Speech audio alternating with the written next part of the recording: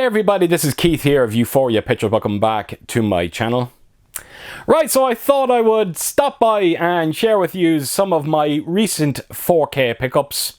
Now, there's not going to be too many in this video. I'm going to try and keep them as short as I possibly can. It is going to be 3 titles, one of which is a rather beautiful looking Steelbook. And of course, I will share my thoughts on the 4K transfers as well. So with that said, I'm going to jump right into it, and I am a man of my word. I said I was going to come back and review this one for you, and that's exactly what I'm going to do. So yes, the first title is Strange Darlings. So if you're aware of my channel, I've done a video a couple of weeks back. It was a birthday haul. Ellen actually got me this as a gift, and I'm so happy she did, because it was one of those movies that passed me by. I remember when it came out, everyone was talking about how good it was. But for some strange reason, I just kind of forgot about it. So once again, Ellen kind of saved my ass on this one, because it really, really is wonderful. And the way that Ellen described it to me was absolutely perfect. And I'm going to repeat myself here, because I'm not going to go into too much detail, because I went into this blind, and if you can do so, I recommend it, because there's a lot going on. But yes, it starts off as a one-night stand, and then it essentially becomes a cat and mouse tale. Now, it is done in chapters. There's 6 chapters altogether, but they're non-linear. So I think it starts off in chapter 3, and then it could go to chapter 1, and then chapter 5. It's a very unique way of storytelling, and I have to tell you, it works incredibly well. There is so many, well, I won't say many, but there's a twist to it. And I looked at Ellen, and I was like, wow, I honestly did not see that coming. It really surprised me. It has a lot going for it. It really, really does. Some wonderful performances in it as well. And it's one of those movies that will keep you on the edge of your seat until you see its conclusion. And it has a wonderful conclusion, to say the least. Now, it says at the start of it, they make it seem like it's based on a true story, but I checked it up. It's absolutely not. Don't know why they've done that. But not only that, but right at the start of it, it comes up in massive writing that this movie was shot in 35mm. I've never seen that happen before in a movie. And I understand why they done it. Because when you watch this 4K transfer, it does take you right back to the 80s. I'm not kidding. It felt like I was watching like a 4K transfer for a Friday the 13th movie. It looks beautiful. So unbelievably beautiful. The colours on this one, they're insane. Incredibly vibrant. Amazingly deep. It is once again the star of the show. I'm always saying that, but it is true, folks. When you see some of the colours on a lot of these 4K titles, they are game changers, and this one in particular is quite striking. The grain structure is incredibly healthy on it as well. Very fine. Grain hairs, you have absolutely nothing to worry about here. And there is just so much detail to marvel at on show in this one. It really is an impressive 4K disc, to say the least. And like I said, I get it now. I understand why they decided to shoot this movie in 35mm. Wow, it really is. It's breathtaking at times. And it comes with a DTS 5.1 audio. And once again, it's mainly down to the score of this movie that's going to impress you in terms of sound. There's a great sense of presence to that soundtrack. But for the most part, the movie is dialogue driven, and the dialogue is beautifully centered, very clean, absolutely no issues whatsoever. So yes, Strange Darlings, folks, if you haven't checked this one out, I recommend doing so. This one was a real surprise. Right, so making my way on to my second title, finally got around to picking this up on 4K. It is Star Trek Generations. And as you can see, I did manage to get this rather beautiful looking slipcover with it. I have been very fortunate when it comes to these Star Trek movies and these slipcovers. I got every single one of them up to this point. And fingers crossed, when I get around to picking up First Contact, Insurrection and Nemesis, I will be able to get the slipcovers with them and then complete that entire collection. Now, I have to tell you, I remember when this came out, I was not happy. I really wasn't, because I am a huge fan of the original series, and I didn't like the whole idea of them doing, more movies with the next generation cast. how wrong I was, though, because it really is a wonderful movie. It is a kind of passing of the torch, because Kirk is in there along with the likes of Chekhov and Scotty. They're at the start of it, but Kirk does feature a bit more. And like I said, it is that kind of passing of the torch. Now, apparently, when they were originally putting the ideas together for this movie, they were going to actually have it where Kirk was going to go up against Picard. They were going to be at war with each other. And there's even, I think there's artwork out there that they revealed for, it shows two Enterprises on the cover. And yeah, basically them battling. But they couldn't come up with a good story, a good reason to why these two were at war with each other. And they opted to scrap it. And I'm so happy that they did, because in the end, what we got is a real wonderful movie. It's very emotional at times. Now, I know die-hard Trekkie fans are not too happy about this one because of certain things that happen in it. As a matter of fact, I think Malcolm McDowell is still getting death threats to this day.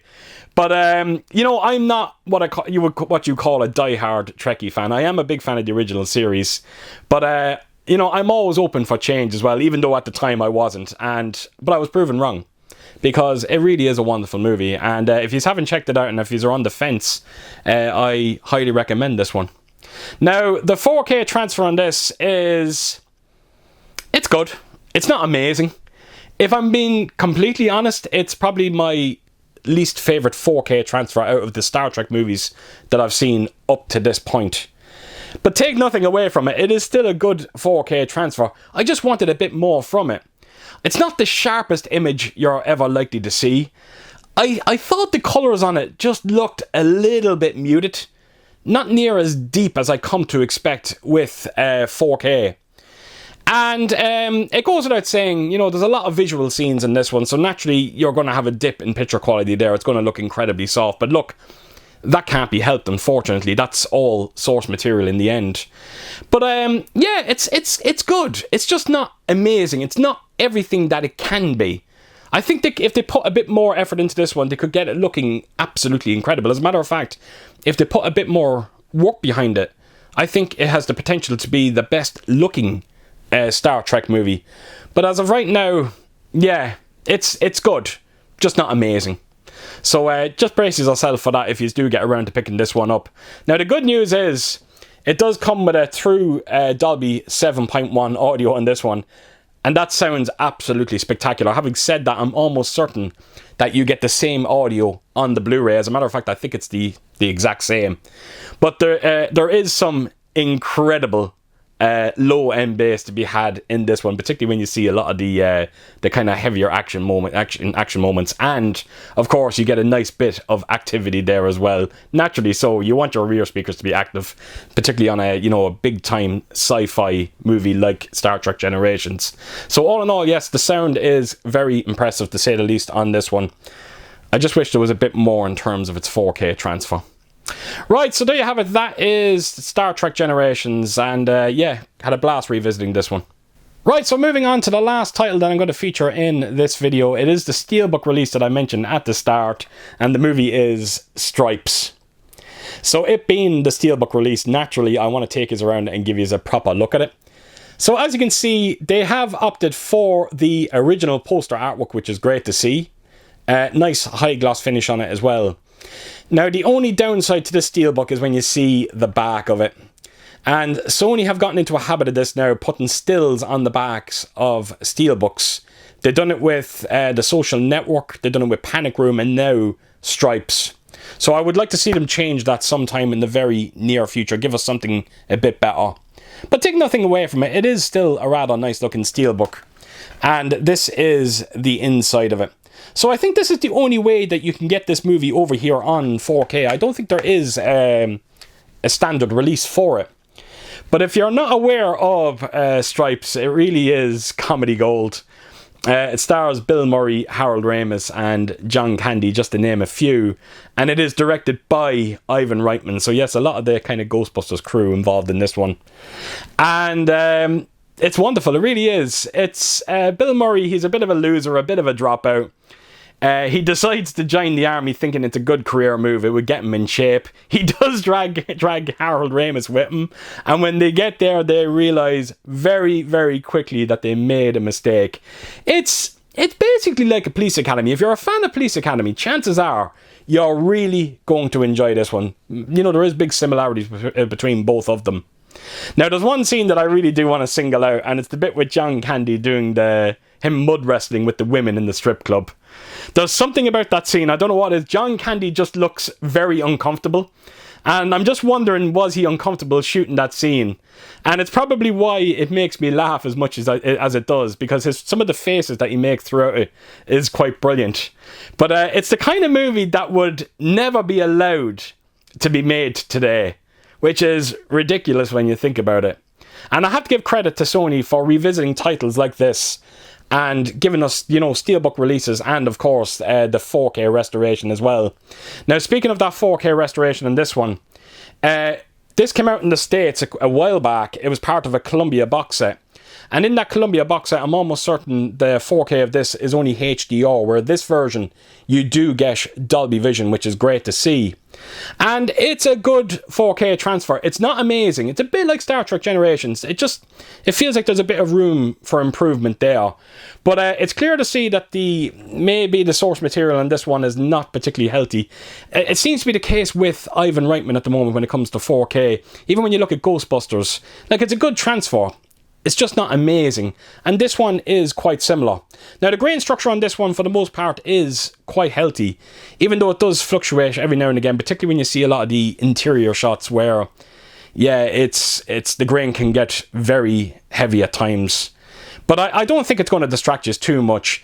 Thankfully, there is a lot of outdoor scenes, so that means you're getting a lot of outdoor light. And wow, those scenes in particular do look breathtaking. Again, you just have that kind of dip in quality when it kind of goes indoors. As a matter of fact, there's a few scenes throughout where the picture quality dips down to DVD quality, and that is no exaggeration. One scene in particular to keep an eye out for, it's the bit where Bill Murray and Harold Ramis are getting onto the bus and the two girls pull them aside. Just look at that segment and you'll know exactly what I'm talking about. But the implementation of Dolby Vision on this one is very pleasing, to say the least. Again, the colours are not as deep as I come to expect, but take nothing away from it, it still looks rather beautiful. Skin tones in particular look very, very healthy on this one. The blacks are beautifully deep as well. Again, I've seen better. It's good. Like I said, it's a good transfer. I don't think there's going to be too many people out there disappointed with it, but I think you're going to be the same with me. When you do watch it, you'll kind of come back out of it thinking, they could have done a little bit more to it.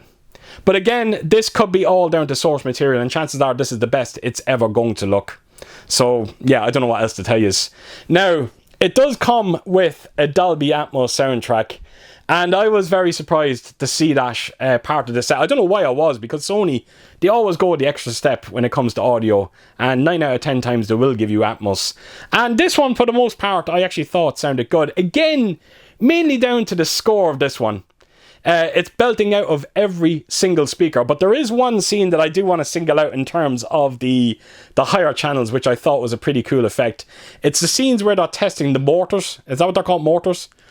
Just check out that segment. There's a bit where they misfire one of them, and it's a pretty cool effect. You can actually hear it starting high, really high, and then it kind of moves down into that sound space, and then it kind of ends up in the back of your rear speakers.